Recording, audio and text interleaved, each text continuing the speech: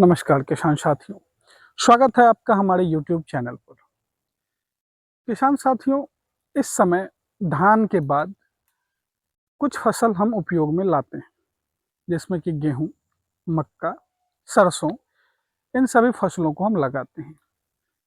तो आज के इस वीडियो में हमारा जो मुख्य उद्देश्य है वो इस बात पर है कि हम सरसों की फसल जब लगाएं तो उसको कैसे अच्छे से रख रखाव कर सकें।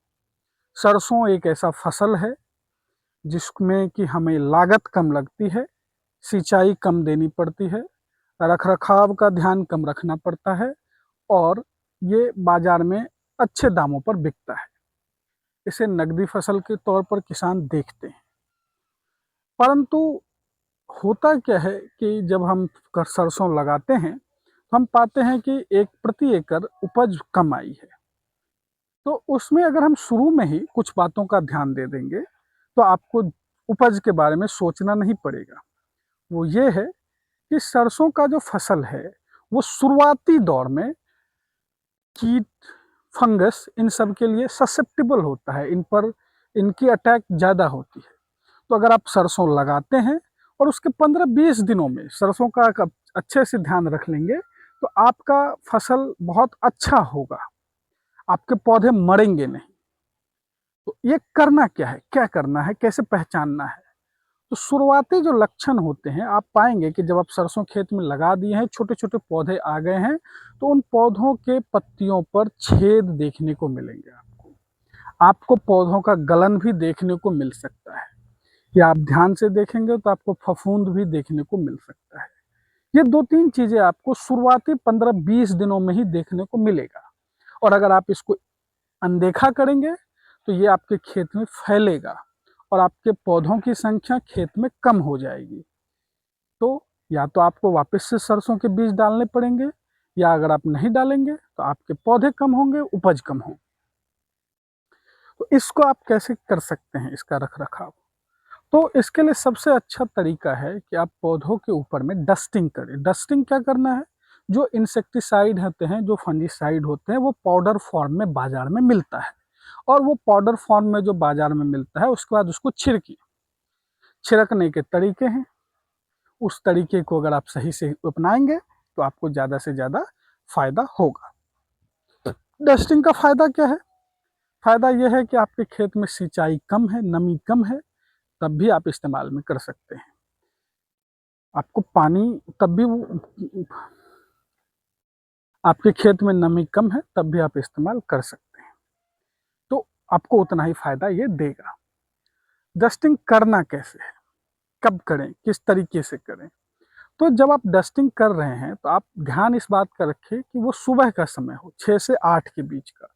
बीच दोपहर में ना करें। तापमान बढ़ने पर देखा ये गया है कि इन रसायनों का जो क्षमता है वो उससे कम उसमें फायदा पहुंचाता है।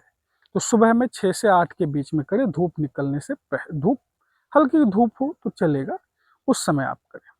तापमान कम होना चाहिए, और आप उसको यूं छिड़के जैसे कि वो फैले खेतों में, एक ही जगह गिराते ना जाए। मतलब धुएं की तरह इधर उधर फैला हुआ दिखना चाहिए, कोहरे की तरह, हल्की कोहरे की तरह। और उसके बाद हवा अगर इधर से बह रही है तो आप हवा के इधर ना खड़े हो, हवा के डायरेक्शन के उल्टे खड़े होकर के जब आप छिड़काव करेंगे तो आपके ऊपर नहीं आएगा।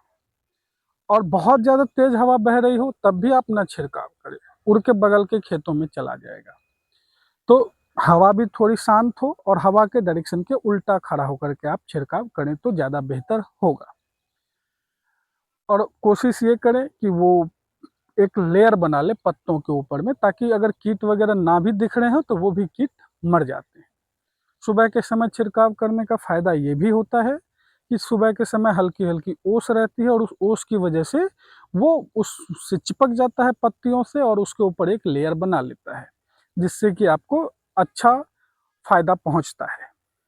अब छिड़काव करें किसका? किसान साथी, आप छिड़काव कर सकते हैं मेलाथियोन 5% का, फेनवेलेरेट 4% का, या क्लोरपाइरीफॉस डस्ट फॉर्म में बाजार में मिलता है। ये जो भी दवाइयाँ हैं वो इंसेक्टिसाइड, फंजीसाइड दोनों के रूप में काम में आ जाता है।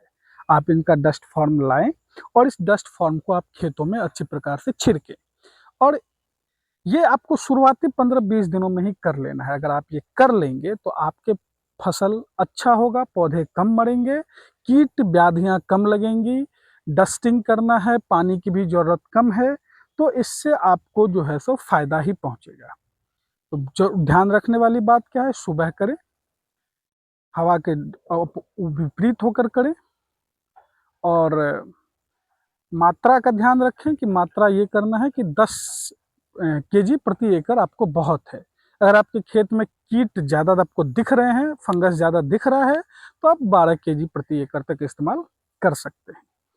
बस यही चीज़ अगर आप शुरुआती अवस्था में ही कर लेंगे तो आपका सरसों बहुत अच्छा होगा। धन्यवाद।